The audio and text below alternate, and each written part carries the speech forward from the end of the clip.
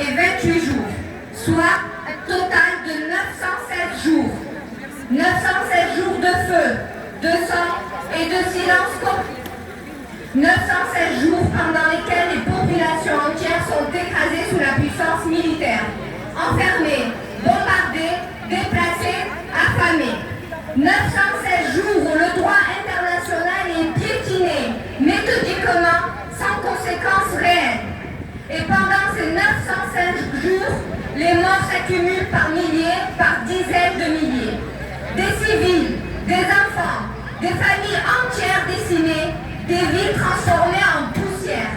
Ce ne sont pas des dommages collatéraux, ce sont des vies humaines dans une violence systémique. Mais ici, en France, que voit-on? Mais ici, en France, que voit-on? Un article de la Provence s'émeut de la mort de 4 soldats israéliens. Ces mêmes soldats, ces mêmes soldats qui tirent plus de 350 balles sur une fillette de 6 ans. Ce sont ces mêmes soldats qui brûlent un enfant et lui enfoncent un vis pour faire parler son père. 4 histoires, 4 visages distincts. Mais où est cette même exigence quand il s'agit des milliers d'autres morts?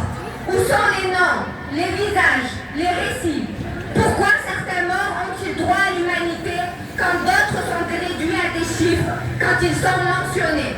Ce n'est pas un hasard, c'est un choix éditorial, un choix politique, celui de cadrer le récit et de hiérarchiser les vies, de rendre certaines tragédies visibles et d'autres acceptables.